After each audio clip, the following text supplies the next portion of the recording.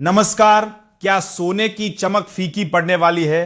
क्या आपका निवेश डूबने वाला है? सावधान हो जाइए, क्योंकि कमोडिटी मार्केट से जो खबर आ रही है उसने पूरी दुनिया के निवेशकों की नींद उड़ा दी है। रिकॉर्ड ऊंचाई छूने के बाद अब सोने की कीमतों में जो भयंकर उतार चढ़ाव शुरू हुआ है उसने हर किसी को असमंजस में डाल दिया है। क्या सोने का वो शानदार बुल रन अब पूरी तरह थम चुका है? क्या घरेलू बाजार में 24 कैरेट गोल्ड की कीमतें 1 लाख के साइकोलॉजिकल सपोर्ट लेवल तक फिसल सकती हैं?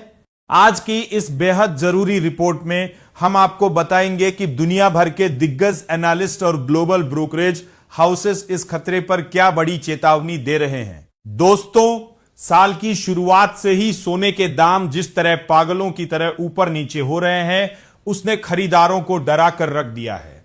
बहुत से लोग इस इंतजार में बैठे हैं कि कीमतें गिरें और वो सस्ते दाम पर सोना खरीद सके, लेकिन एक्सपर्ट्स की माने तो सोने के लिए निचला स्तर तय करना इतना आसान नहीं है। गौर करने वाली बात यह है कि भारत में अप्रैल 2025 तक सोने की कीमतें कभी भी 1 लाख रुपए प्रति 10 ग्राम के स्तर से ऊपर नहीं गई थी, लेकिन जुलाई के महीने में जो तेजी आई उसने सबको हैरान कर दिया। अब सबसे बड़ा और डरावना सवाल यही है कि क्या सोना फिर से 1 लाख के स्तर तक गिर सकता है? क्या कोई बड़ा क्रैश होने वाला है? ऑगमो की head of research Venisha Chelani का कहना है कि सोने की कीमतों में बहुत बड़ी गिरावट की संभावना फिलहाल कम है।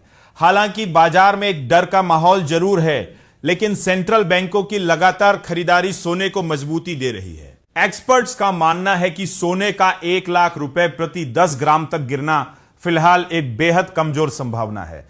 इसे एक सामान्य अनुमान के बजाय केवल एक रिस्क वाली स्थिति के तौर पर देखा जाना चाहिए। असल में चौंकाने वाली बात तो यह है कि 2026 तक सोने की कीमत 1,04,000 से लेकर 1,05,000 रुपए प्रति 10 ग्राम के ऊपर बने रहने की उम्मीद जताई जा रही है। ऐसे में जो लोग क्रैश का इंतजार कर रहे हैं उन्हें झटका लग सकता है। अब आप पूछेंगे कि आखिर वो कौन से कारण हैं जो सोने के दाम गिरा सकते हैं, तो ध्यान से सुनिए। इसमें सबसे बड़ा हाथ अमेरिकी डॉलर की मजबूती का होता है। अगर डॉलर मजबूत हुआ तो सोने की मांग कमजोर हो जाएगी और कीमतें नीचे आ जाएंगी। दूसरा बड़ा फैक्टर है अमेरिकी फेडरल रिजर्व की ब्याज दरें।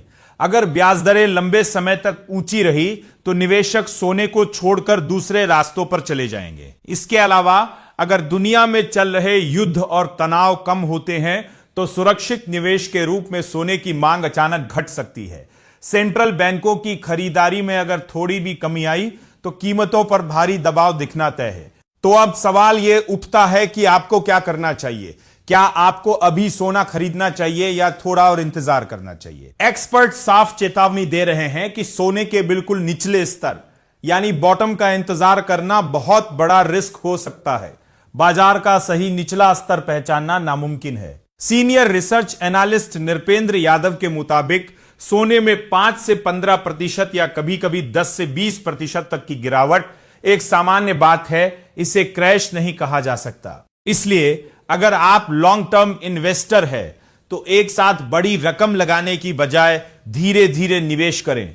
घबराकर अपनी होल्डिंग बेचना या अंधाधुंध खरीदारी करना आपको भारी नुकसान पहुंचा सकता है। उम्मीद है कि सोने की कीमतों को लेकर आपके दिमाग में चल रही उथल पुथल अब कुछ शांत हुई होगी। याद रखिए, बाजार की हर छोटी बड़ी खबर पर नजर रखना ही समझदार निवेशक की पहचान है।